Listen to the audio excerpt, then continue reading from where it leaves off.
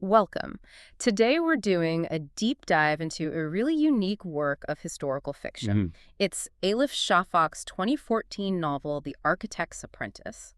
We're sort of unpacking it based on a comprehensive review. Mm.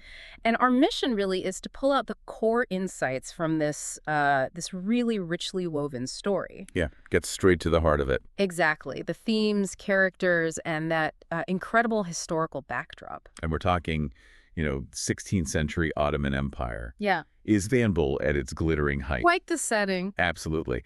And the novel kind of gives you a shortcut, maybe, to understanding that whole period. Through human experience. Or Yeah. one boy's journey, specifically. Yeah. You find out that maybe true permanence isn't really built in stone. Interesting. It's more about, loyalty, the quiet things, the marks we leave on people. Okay, so let's start there. Let's immerse ourselves in that setting. 16th century Istanbul. Yeah. The grandeur, the scale of the Ottoman Empire. It feels like a character itself in the book, doesn't it? Oh, completely. Istanbul isn't just, a backdrop. How does Shafak manage that? Make it feel so alive? Well, it's the detail. Yeah. Really vivid, immersive descriptions. You get the bustling bazaars, the fragrant gardens, even the sounds, like the hushed sounds of stone being worked on. Right. Captures the atmosphere. Perfectly. Yeah. And this era, it was the absolute peak for their architecture. Mhm. Think of the Suleimani Mosque, structures like that taking shape. Wow. And the book just meticulously captures that feeling, Yeah. making the city feel, well, alive, a living thing. Okay, so at the center of this bustling city, we have our protagonist, a boy named Jahan. John, yes. And he arrives in a pretty unusual way, doesn't he? As a mahout, An elephant keeper, yeah. He comes with this magnificent white elephant, Chota. a gift for the Sultan. Exactly, a gift from India to Sultan Suleiman. It's quite an entrance. It really is. How does that unique start immediately signal some of the book's deeper themes? Well, it's brilliant, really. Chota, the elephant. Yeah. He becomes this powerful symbol. Well, partly the exotic, the unknown, but also Jahan's own vulnerability, his otherness. Ah, right, as a foreigner. Yeah, a foreigner from India trying to navigate the Turkish court. Mm-hmm. It's complex, So it touches on belonging, alienation. but profoundly. How people like Jahan find their place in worlds where they're often seen as different as the other. It sets up his struggle right away, his outsider status. Okay. And then through a series of events, he gets involved with architecture. He does. He becomes apprenticed to the empire's chief architect, Mm-hmm. the legendary Mimar Sinan. The Mimar Sinan. Wow, the man behind so much of Istanbul's iconic skyline. The very same, responsible for masterpieces like the Suleimani Mosque. So Jahan joins his workshop. Yeah, with 3 other apprentices. Yeah. He learns the craft right there, So firsthand. the story follows him for a long time. Decades. That's one of the really compelling parts. We see him grow from youth into old age. Witnessing history unfold. Exactly. The rise and fall of sultans, shifting palace politics, wars, and of course the creation of these incredible architectural marvels. How is the architecture presented? Just as buildings or something more? Oh, much more. These feats of engineering are shown as deeply spiritual journeys. Spiritual. How so? It reflects a real cultural depth. It engages with Islamic culture, Ottoman history. For example, the book explores the spiritual meaning behind geometry in Ottoman design. Ah, And this idea in Islamic art of seeking divine beauty through creation, it adds layers. so the novel balances this huge scale empire building with Jahan's own inner life. Yes, beautifully. Does that balance always hold? Or does one sometimes overshadow the other?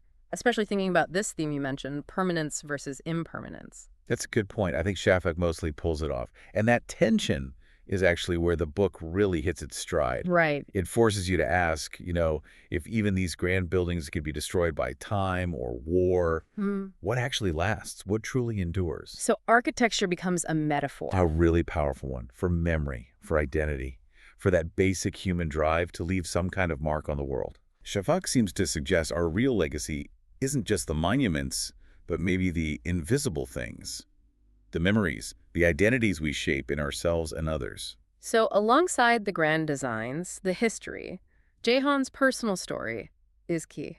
Absolutely central. And there's a significant relationship there, a forbidden one. Yes, he finds himself caught up in this secret love for Princess Merima, Sultan Suleiman's daughter. his only daughter, yeah. And she was a powerful, influential figure herself. But it's a secret love. Does it work out? It remains unfulfilled, actually. which is quite poignant. Adds a bittersweet layer. It does. It reflects those unfulfilled desires we all have sometimes, maybe. And it really shapes Jahan's transformation over the years. So his emotional journey is important too. Very. His moral struggles, his quiet growth, it makes him incredibly compelling, empathetic. You feel for him. Definitely. And it lets your imagination kind of fill in the gaps in history rather than just getting a dry list of events. Now, Elif Shafak's writing itself, it's often described as lyrical, poetic. Yes, very evocative. Yeah. How does she achieve that feeling, that immersion in 16th century Istanbul? It's her style, really. Yeah. It manages to be both epic, covering huge sweeps of history, but also really intimate, getting deep into the characters' emotional worlds. Fluid shifts between the big picture and the personal. Exactly. And her research is clearly meticulous. You have real figures like Sinan, Suleiman, Miramas Sultan. Portrayed carefully. With great care, yeah. Yeah. She just seamlessly blends the historical facts with the imaginative world of the novel. Like taking a real building. And weaving this whole fictional story around how it was built, maybe through Jahan's eyes, making it feel completely real. And beyond the plot, the characters. You mentioned deeper ideas, philosophical insights. Yes, the book really delves into things like beauty, the act of creation, even spiritual longing. Can you give an example of one of those deeper takeaways? Sure. One powerful thing is how it gives voice to the forgotten hands. Not just the famous architects, but all the laborers, the craftsmen, the apprentices, the countless people whose work actually built these grand monuments, but who are often invisible to history. Ah, I see. It values their contribution. Deeply. It shows how art, architecture in this case, doesn't just shape cities, it shapes souls. And that beauty isn't just in the final product. Exactly. It's also in the dedication, the sacrifice, the whole spiritual journey of making it. Some people find the pacing a bit slow in parts, or the plot maybe meanders. You do see that comment sometimes, Yeah. especially the middle sections. But arguably, that often mirrors Jahan's own life. Which spans decades. Right. It's a long, sometimes meandering arc itself. Yeah. And that's actually part of what makes it so immersive. It allows for these deeper reflections to surface. So, wrapping up The Architect's Apprentice, it sounds like a really masterful blend. Historical fiction, but also philosophical meditation. It really is. Highly rated, too, usually around 4.5 out of 5 stars. Who would you say it's especially recommended for? Well, definitely anyone who enjoys rich historical fiction, obviously. If you appreciate literary prose, that evocative style we talked about, and stories about passion, identity, and maybe the quiet heroism you find in craft and dedication. A lot to appreciate there. Ultimately, I think the book invites you, the listener, to reflect, not just on the domes and minarets you can It's in the invisible structures. Yeah, the ones we build inside ourselves, our memories, our identities, the marks we leave on each other's lives. It makes you think. It really does. Makes you wonder, beyond the physical things we create or achieve, what enduring structures are you building? Inside yourself and in the lives you touch? What's that lasting legacy going to be?